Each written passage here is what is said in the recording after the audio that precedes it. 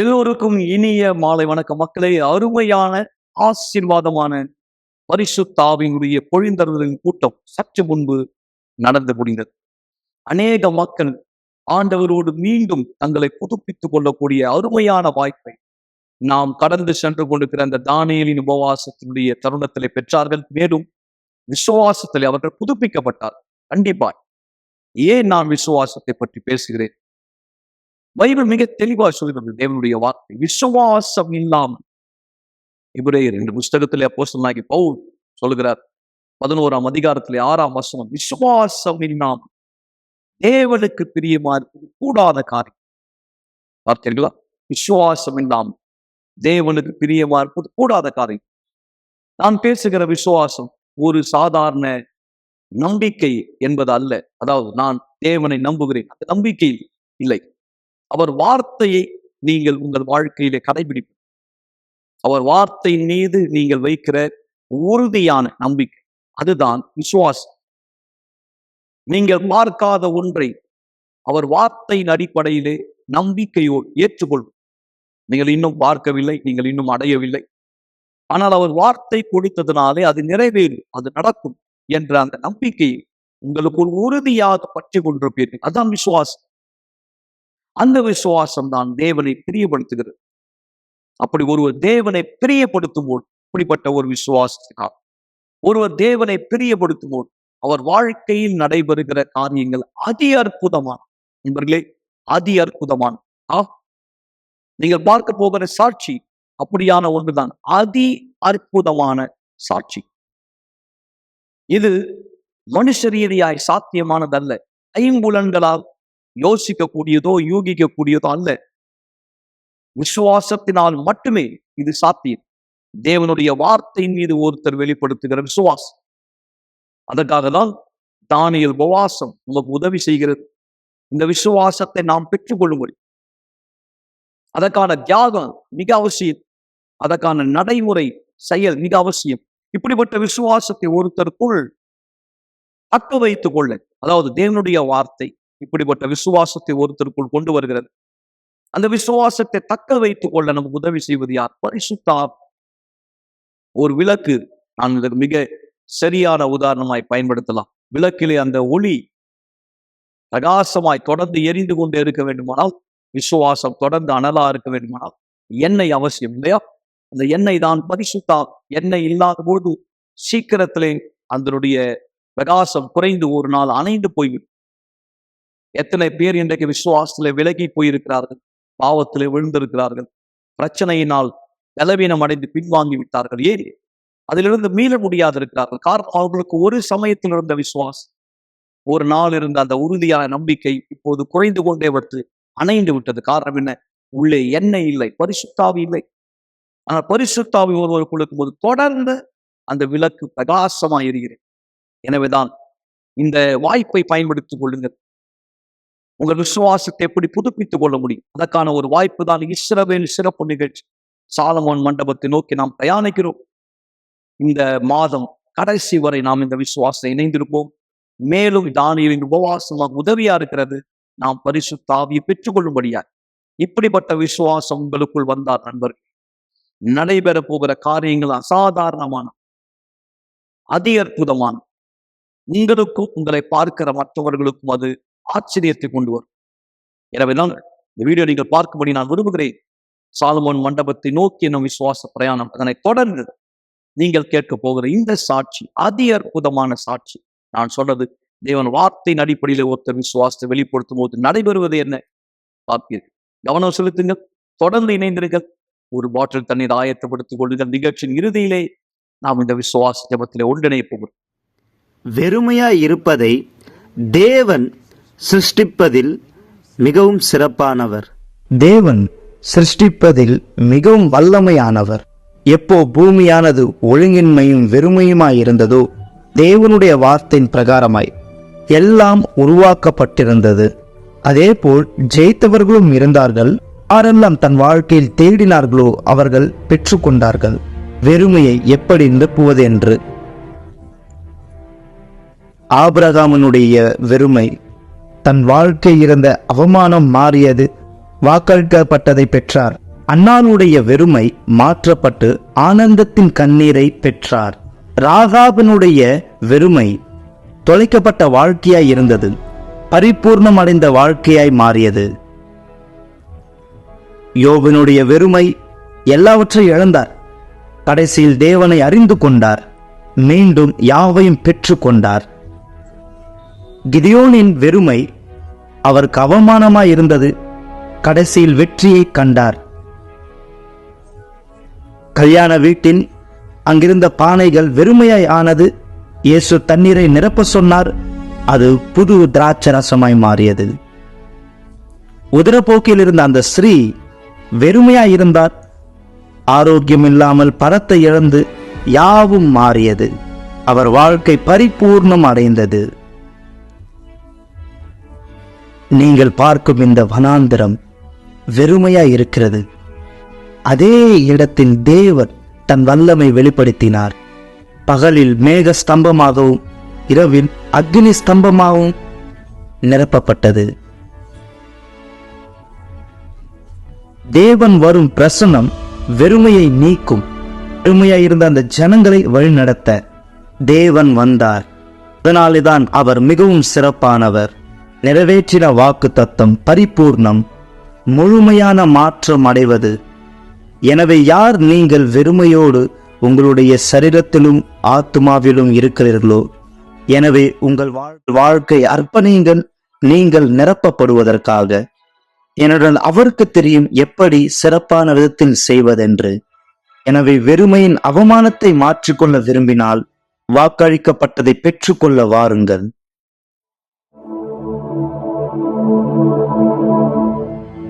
பிளாவியோ நரகத்திற்கு செல்ல வேண்டும் என்று தீர்மானித்தார். ஒருவர் எடுக்கும் தவறான தீர்மானம் இது. எனக்கு ஆண்ட்ரூ மேல ரொம்ப கோவம். எப்பொழுது எனக்கு 16 வயசு ஆனதோ, என்னுடைய பெற்றோரால் மத ரீதியான காரணத்திற்காய் வீட்டை விட்டு அனுப்பினார்கள். ஒரு மத ரீதியான குடும்பமா நாங்க இருந்தோம். ஏன்னா சர்ச்சுக்கு போவோம், சர்ச்சில் கத்துப்போம், ஆனா வீட்டுல வேற மாதிரி இருப்போம், பொய்யான வாழ்க்கை. அப்போ என்னுடைய மைண்ட்ல இது ஒரு பொய்யான வாழ்க்கை. அப்போ ஒரு நாள் தீர்மானம் எடுத்து அவங்க கிட்ட சொன்னேன், அம்மா இது நமக்காக கிடையாது, இது எனக்காக கிடையாது, இனிமேலும் நான் அங்க போக மாட்டேன், இது நான் ஏத்துக்க மாட்டேன். ஏன்னா நீங்க என்ன போதிக்கிறீங்களோ அதன்படி இல்லை, அப்போ இது எனக்காக கிடையாது. அப்போ அவங்க சொன்னாங்க, அப்படியா, சரி பரவாயில்ல. கொஞ்ச நாள் கழிச்சு, அதுவும் சனிக்கிழமை, நான் ஃபார்மசியில் ஷிஃப்ட் முடிச்சு வேலை முடிச்சு நான் வரும்போது நைட்டு நான் திரும்ப வீட்டுக்கு வரேன். வீட்டில் லைட்டு எதுவுமே எரியல. வீட்டுக்கு பார்க்கும்போது என்ட்ரன்ஸில் ஒரு பேக்கில் துணியெல்லாம் கட்டி இருந்தது. அங்கே வீட்டு பக்கத்தில் தூரத்துல இருந்து, ஃபாபியோ இங்கே வா அப்படின்னு சொல்லி கூப்பிட்டாங்க. இது உனக்கு தெரியுமான்னு தெரில, காலையிலேருந்து உங்கள் அம்மா ஒரு மாதிரியா இருந்தாங்க. அப்போ நான் கேட்டேன், அவங்க என்னை விட்டு போயிட்டாங்களா எப்படி?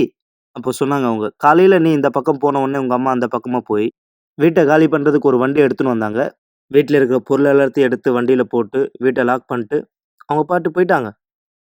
நான் வீடு இல்லாமல் இருந்தேன். இந்த மாதிரி சூழ்நிலை நடந்ததுக்கு அப்புறம் எனக்கு என்னுடைய அம்மா மேலே ஒரு பயங்கரமான ஒரு கோவம், எப்படி என்னை விட்டு போகலான்ட்டு. அதே போல் ஆண்ட்ரூ மேலேயும் நான் கோவமாக இருந்தேன். நான் அப்போது வானத்தை அண்ணாந்து பார்த்து, நீ ரொம்ப நல்லா தான் பண்ணி வச்ச ஆண்டவர், நான் சர்ச்சுக்கு போனேன் அப்போ மட்டும் நல்லா இருந்தது, எப்போ நான் சில விஷயத்த பார்த்து இது அதுன்னு நான் சொல்ல ஆரம்பிச்சேனோ, இப்போ வீடு இல்லை, என்னை விட்டு எல்லாம் போயிட்டாங்க, நான் இப்போ அனாதை ஆயிட்டேன், அவ்வளோதான். இப்போ நான் இனிமேல் பிசாசை நான் பின்பற்றி போகிறேன், பிசாசை நான் ஏற்றுக்க போகிறேன், நான் நரகத்துக்கு போனாலும் பரவாயில்ல, பிசாசை மகிமைப்படுத்துகிறேன். சரியான எதிர்ப்பு, ஆனால் தவறான குறிக்கோள். தான் அறியாதபடி யார் பிரச்சனைகளால் குற்ற உணர்ச்சியை கொடுத்தானோ அவனுக்கு அருகாமையில் செல்கிறான். இதனால நான் என்ன பண்ணேன், தவறான ஃப்ரெண்ட்ஸு கூட சேர்ந்து தவறான பழக்கத்தை கத்துக்கிட்டேன். ஆனாலும் எனக்குள் இருந்த கவலை நீங்கவில்லை. இன்னும் சொல்ல போனால் என் வாழ்க்கை இன்னும் கீழ் நோக்கி சென்றது. இன்னும் குடிப்பழக்கத்துக்கு, கஞ்சா பழக்கத்துக்கு அதிகமாய் அடிமையானேன். இவ்வளவு கெட்டதுல இருந்தும் நான் ஒரு திருமணம் செஞ்சுக்கிட்டேன். எனக்கு இருக்கிற கெட்ட பழக்கத்தை நான் யாருக்கும் வெளிப்படுத்தல. எனக்கு ஒரு பிள்ளை பிறந்தாள். இது மட்டும் இல்லாம யாரை நான் மனம் முடிச்சேனோ என்னை விட்டு தூரம் போற மாதிரி இருந்தது. மீண்டும் நான் தனியாய் மாறக்கூடிய சூழ்நிலை. அப்படிப்பட்ட சமயத்தில் நான் கிராக், கொக்கைன் அப்படின்ற ஒரு ட்ரக்ஸுக்கு அடிமையானேன். தொடர்ந்து அத பயன்படுத்த ஆரம்பிச்சேன். எனக்கு நல்ல ஞாபகம் இருக்கு. ஒரு ரூம் ரெண்ட் எடுத்து, அந்த ரூம்ல நான் இந்த தவறெல்லாம் செய்வேன். ஒரு நாள் நான் என்ன பண்ணேன்னா, போதை பழக்கத்த அதிகமா நான் எடுக்க ஆரம்பிச்சேன். ரொம்ப அதிகமா. பயங்கரமா நான் அந்த நாள் குடிச்சிருந்தேன். ஏன் தான் எனக்கு இந்த வாழ்க்கையோ அப்படின்னு யோசிச்சேன். ஒரு நாள் விடியகாலைல 2 மணிக்கு எஞ்சி, என்னுடைய வீட்டு லைட் ஆன் பண்ணி, இனிமேல் இந்த பாரத்த சுமக்க முடியாது. தூக்கு போட்டு இறந்துரலாம். எனக்கு நல்லா ஞாபகம் இருக்கு. அந்த நேரம் நான் அந்த முடிச்சு போட்டு கயிற தொங்க விட்டு சேர்ல இருந்து குதிச்சேன். இறந்துரலாம் அப்படின்னு நினைச்சேன். ஆனா என்ன நடந்ததுன்னா, கட்டியிருந்த கயிறு அறுந்துச்சு. அப்ப நான் தரையில விழுந்தேன். அந்த நேரம் பாரு, மரணம் கூட உன்னை ஏத்துக்கலையே.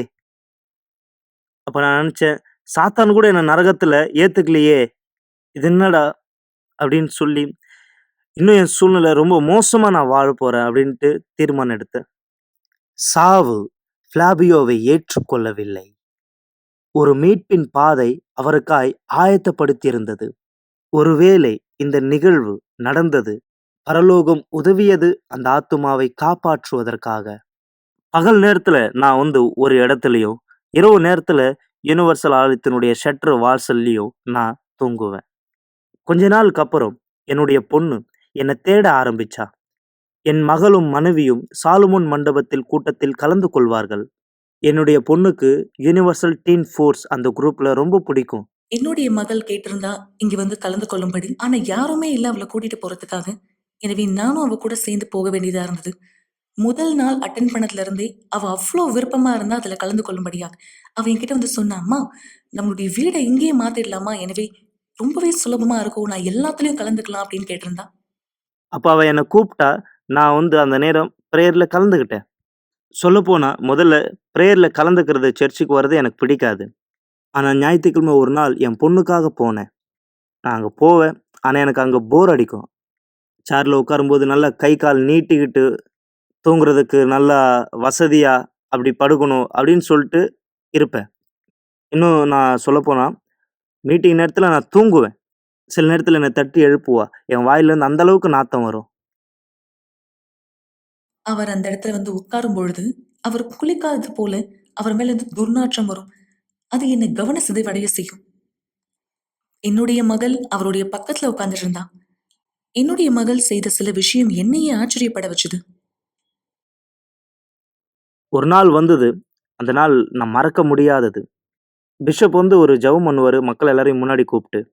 அப்ப என்னுடைய பொண்ணு என் கை பிடிச்சு என்னை முன்னாடி கூட்டின்னு போவா. "வாப்பா போலாம்" அப்படின்னு சொல்லி என்னை முன்னாடி கூட்டின்னு போய் நிக்க வைப்பா. பீடத்துக்கு முன்னாடி போய் நிப்போம். எனக்கு 2 பக்கத்துல என்ன நடக்குது, இந்த பக்கம் அந்த பக்கம் திரும்பி பார்ப்பேன். என்னது இது? எல்லாரையும் முன்னாடி கூப்பிட்டு வச்சு ஜெபம் பண்றாங்க. எனக்கு பிடிக்கல இதெல்லாம். ஆனா என் பக்கத்துல என் பொண்ண பார்க்கும்போது முழங்காலிட்டு ஜெபம் பண்ணியிருந்தா. அங்க அவ வெறும் முழங்கால் மட்டும் இல்ல, ஆண்டவரை தேடிட்டே இருந்தா. ஆண்டவர்கிட்ட வாழ்க்கை அர்ப்பணிக்கிறதுக்காக ஜெபிச்சுட்டே இருக்கா. முக்கியமா என் வாழ்க்கை அர்ப்பணிக்கிறதுக்காக ஜெபிச்சா. அப்ப நான் என் பொண்ண பார்த்தேன். எனக்கு முன்னாடி இருக்கிற தேவனுடைய பீடத்தையும் நான் பார்த்தேன்.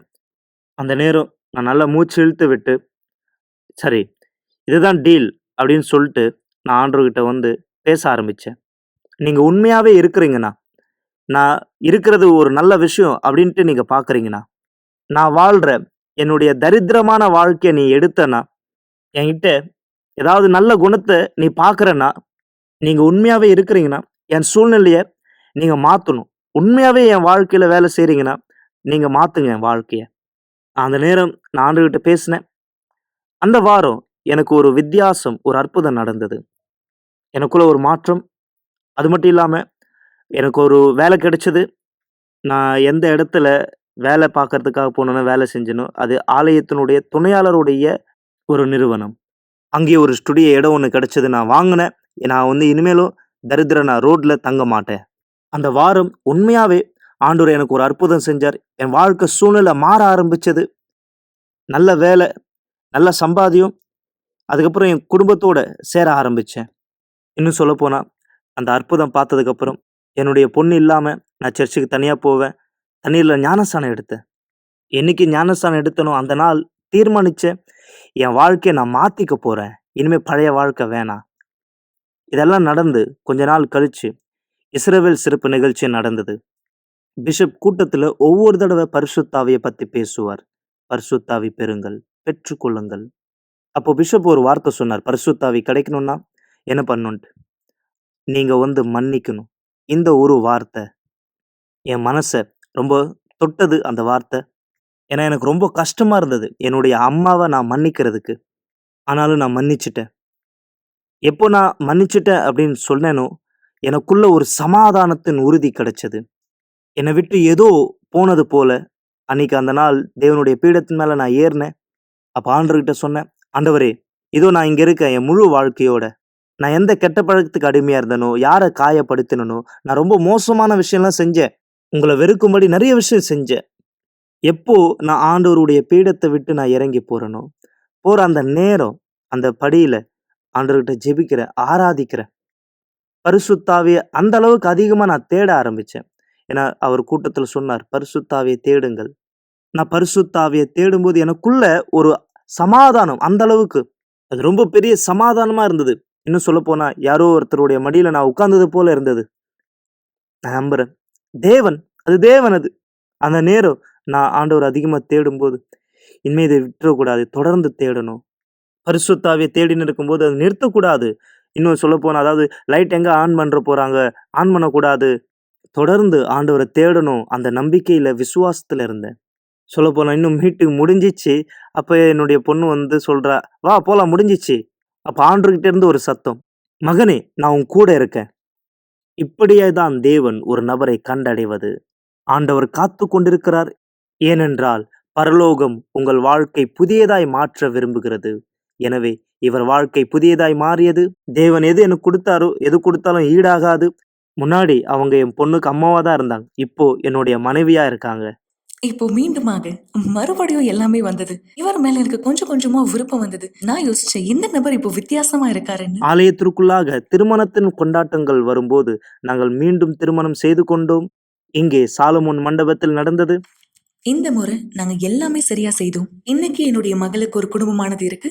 அதுவும் சந்தோஷமான குடும்பமா இருக்கு. இன்றைக்கு என்னுடைய வாழ்க்கையில வெற்றி அடைந்த.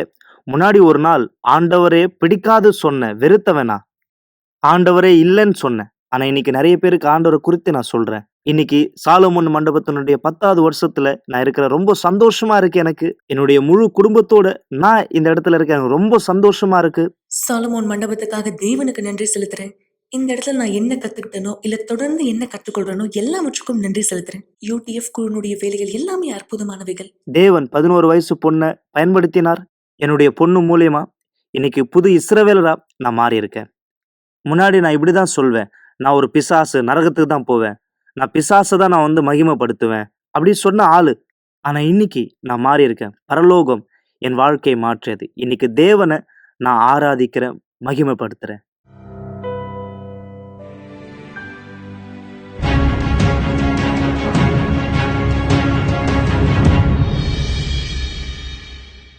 மீண்டும் நான் உங்களை வரவேற்கிறேன். நீங்கள் எனக்கு சொல்லுங்கள், இந்த சாட்சி அற்புதமானதா, அதி அற்புதமானதா இல்லை? மனுஷ ரீதியா இது சாத்தியமா இருக்க முடியுமா? விசுவாசத்தினால் மட்டுமே மக்கள். எனவேதான் பரிசுத்த ஆவி உங்களுக்கு மிக அவசியம். உங்களுக்குள் இருக்கிற அந்த விசுவாசம் பிரச்சனையினால், உபத்திரவங்களினால், தோல்விகளினால் தோண்டு போகாது, நெருக்கப்படாது, தொடர்ந்து உங்கள் விளக்கு அனலாய் எரியும்படி. ஆனால் பரிசுத்த ஆவியினுடைய தாகம் உங்களுக்குள் முதலாவது ஏற்பட வேண்டும். நீங்கள் கேட்க வேண்டும். பரிசுத்த ஆவிக்கு நீங்கள் கேட்டால் கொடுப்பேன் என்ற ஆண்டவராக இயேசு கிறிஸ்து தாமே வாக்களித்திருக்கிறார். உங்களுக்கு உண்மையில அந்த தாகம் இருந்தால் இந்த ஞாயிற்றுக்கிழமை நீங்கள் எங்கள் சிறப்பு விருந்தின 28ஆம் தேதி காலை 9:30 மணிக்கு விசேஷமாய் பரிசுத்த ஆவியினுடைய பொழிந்தருளப்படுதல் உங்கள் மீது வரும்படி, உங்கள் விசுவாசம் புதுப்பிக்கப்படும்படி, நீங்கள் தேவனை மீண்டும் அணுகும்படியான ஒரு மாபெரும் வாய்ப்பை நீங்கள் பெற்றுக்கொள்வீர்கள். எனவேதான் ஆண்டவர் இங்க சொல்லுகிறார், நீங்கள் உணவுக்காய் கேட்கிறீர்கள், உடைக்காய் கேட்கிறீர்கள், அப்பத்துக்காய் கேட்கிறீர்கள், மீனுக்காய் கேட்கிறீர்கள். இங்கே நீங்கள் பார்க்கும்போது மத்தேயு 7ஆம் அதிகாரத்திலே 11ஆம் வசனம் சொல்லுகிறார், ஆகையால் கொள்ளாதவர்களாகிய நீங்கள் உங்கள் பிள்ளைகளுக்கு நல்ல ஈவுகளை கொடுக்க அறிந்திருக்கும் போது பரலோகத்தில் இருக்கிற உங்கள் பிதா தம்மிடத்தில் வேண்டிக் கொள்ளுகிறவர்களுக்கு நன்மையானவைகளை கொடுப்பது அதிக நிச்சயம் அல்லவா? இந்த நன்மைதான் பரிசுத்த முதல் நன்மை. அப்பத்துக்காய், மீனுக்காய், பல காரியத்துக்காய் கேட்டீர்கள். இப்பொழுது பரிசுத்த ஆவிக்காய் கேளுங்க. பரலோக பிதா கொடுப்பார். அதனோடு மற்ற எல்லாவற்றையும் நீங்கள் பெற்றுக்கொள்ள முடியும். பரிசுத்தாவினுடைய அத்தியாவசியத்தை உணர்த்தக்கூடிய அந்த வீடியோ பாருங்க. பிற்பாடு நாம் ஜெபத்திலே ஒன்றிணைகிறேன்.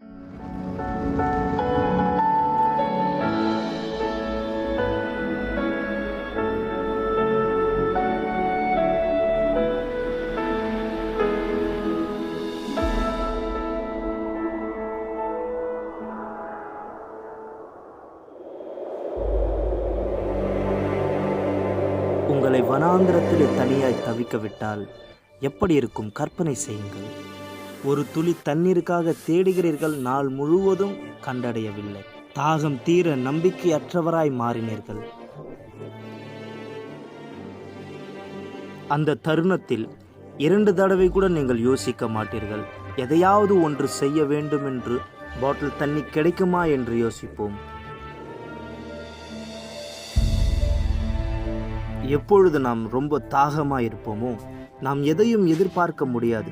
வெறு சீக்கிரத்தில் அதை கண்டடைய வேண்டும் என்று தான் யோசிப்போம். நாம் யார் வேண்டுமானாலும் இருக்கலாம். எப்படி நம்மளுடைய சரீரம் தண்ணீர் இல்லாமல் இருக்க முடியாதோ அதே போல்தான் நம்மளுடைய ஆத்துமா. பரிசுத்த ஆவி இல்லாமல் நாம் இருக்க முடியாது. எந்த திரவமும் தண்ணீராய் மாறாது. அதே போல் இந்த உலகத்தில் பரிசுத்த ஆவிக்கு பதிலாய் வேறு எதுவும் இல்லை. மனித குலம் எல்லா நேரத்திலும் புதியதாய் கண்டுபிடிப்பார்கள். அதனால் தன் தாகத்தை அவர்கள் சிறிதளவு தனித்து கொள்வார்கள். அது எப்படி ஆகிலும் மனிதர்கள் இந்த உலகத்தினுடைய காரியங்களை தேடும் பொழுது தனக்குள் அவர்கள் வெறுமையாய் மாறிக்கொண்டே வருகிறார்கள். புதியதாய் வந்த மொபைல் போனை வாங்குவதற்காக அவர்கள் கடனில் சிக்கிக் கொள்கிறார்கள். வாங்குவதற்காக கடைகளுக்கு வெளியே வெளிச்சமாய் சில பொருட்களை வைப்பார்கள். எப்படியாகிலும் அந்த பொருட்கள் வாங்கின பிற்பாடு நீங்கள் அதன் மீது ஆர்வத்தை இழக்கிறீர்கள். பிற்பாடு குறித்து கொள்ளுங்கள். அநேக ஜனங்கள் குறை சொல்கிறார்கள். இதனால் மன அழுத்தத்தில் தள்ளப்படுகிறார்கள். மற்றவருக்கு நிறைய பணம் உண்டு, பிரபலமடைய விரும்புகிறார்கள். இன்னும் சிலர் ஒரு அழகான பெண்ணையோ ஆணையோ மனம் செய்ய விரும்புகிறார்கள். ஆனாலும் சந்தோஷம் இல்லை. அதேபோல் இயேசு கிணற்றண்டையில் ஒரு ஸ்திரீயை கண்டார். அவளும் அந்த சூழ்நிலையில்தான் இருந்தாள். அவள் 5 திருமணம் செய்து கொண்டால் சொல்லப்போனால் இப்பொழுது இருப்பவன் கணவன் அல்ல. ஆனாலும் அவளுக்கு ஒரு கவலை, தன் திருமண வாழ்க்கையில் சமாதானம் இல்லை என்று. அப்பொழுது இயேசு அவளுக்கு ஒரு வாய்ப்பை கொடுத்தார், தன் தாகத்தை தீர்த்து கொள்ள. யாரெல்லாம் இந்த தண்ணீரில் குடிப்பார்களோ மீண்டும் தாகம் அடைவார்கள். ஆனால் நான் கொடுக்கும் தண்ணீரோ ஒருவன் குடித்தால் அவன் மீண்டும் தாகம் அடைவதில்லை. ஆனால் அந்த தண்ணீரை நான் கொடுக்க வேண்டுமானால் அவனில் நிலைத்திருக்க வேண்டும். அப்பொழுது அவன் நித்திய ஜீவன் ஊற்றாய் மாறுவார். பரிசுத்தாவினுடைய தாகம் ஏதோ ஒரு வாய்ப்பினால் உண்டாவதல்ல. உலகத்தின் காரியங்களை நீங்கள் தவிர்த்துவிட்டு அவரை தனிப்பட்ட விதத்தில் நீங்கள் தேட வேண்டும். அப்பொழுது அந்த தாகம் பரிபூர்ணமாய் திருப்தி அடையும். ஆனால் இந்த காலகட்டத்தில் ஜனங்கள் இதை செய்ய தவற விடுகிறார்கள். இதனாலே தான் அநேகர் அவரை பெறவில்லை.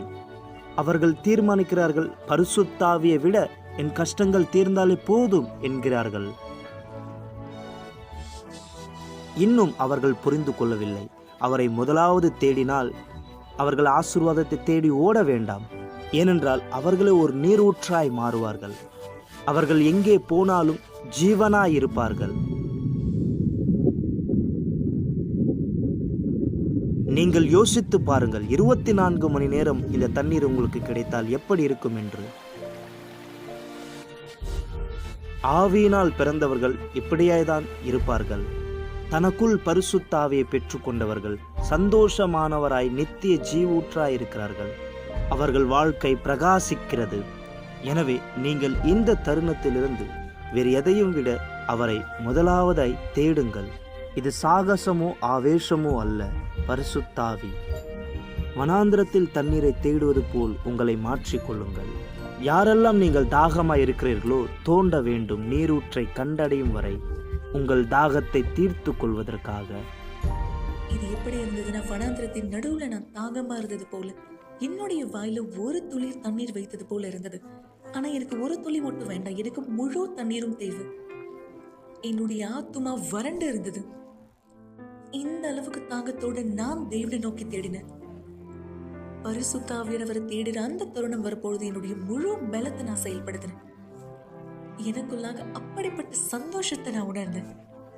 அதை என்னால கட்டுப்படுத்த முடியாத அளவுக்கு இருந்தது.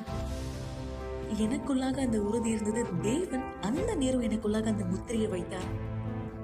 பரிசுத்த ஆவியானவர் என்னை முழுமையாக மாற்றினார்.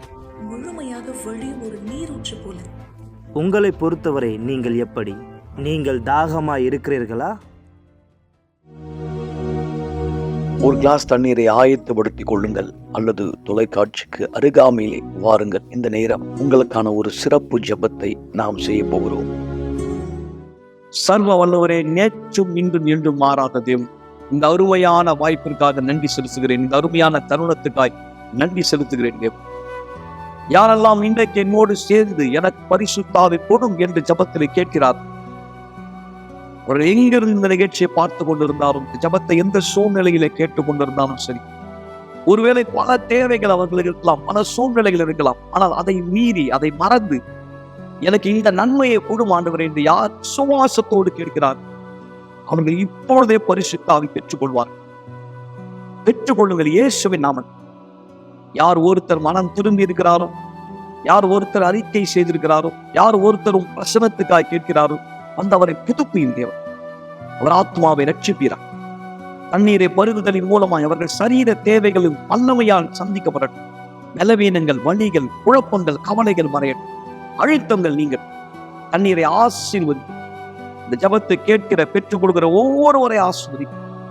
உடைய ஜீவனை, சமாதானத்தை அவர்கள் மீது அறிக்கை செய்யும். ஆண்டவராக இயேசுவின் பெயராலே ஆமென். ஆசீர்வாதமான தண்ணீரை நீங்கள் பருகலாம். இந்த வார்த்தை மறக்காதீர்கள், வேண்டிக் கொள்ளுங்கள். பரிசுத்த ஆவியை நீங்கள் பெற்றுக்கொள்வீர்கள். நாளை இரவு மீண்டும் உங்கள் அனைவரையும் இதே நிகழ்ச்சியை சந்திக்கும் வரை தேவன் அனைவரை ஆசீர்வதிப்பாராக. சென்று வாருங்கள். ஒரு நாள் நீங்க கடைசியா இந்த உலகத்துல எழுந்துப்பீங்க. அந்த நாள் கடைசியான நாளா இருக்கும்.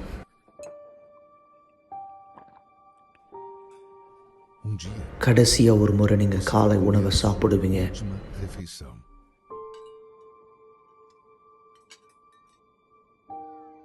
ஒரு நாள் உங்க குடும்பத்தினுடைய முகத்தை கடைசியா நீங்க பார்ப்பீங்க.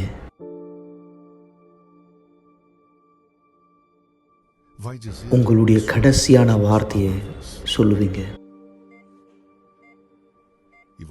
உங்களுடைய கண்கள் கடைசியா ஒரு முறை சிமிட்டும்.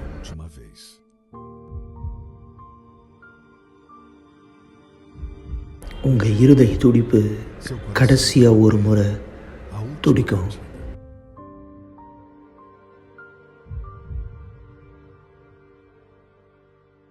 நீங்க கடைசியா ஒரு முறை மூச்சை இழுத்து விடுவீங்க.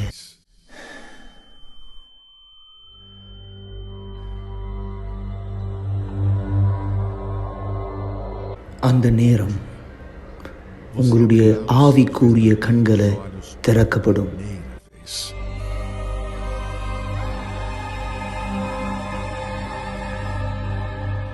அந்த நேரத்தில் நீங்க புரிஞ்சுப்பீங்க எந்த அளவுக்கு உங்களுடைய ஆத்மா உண்மையானது அப்படின்னு.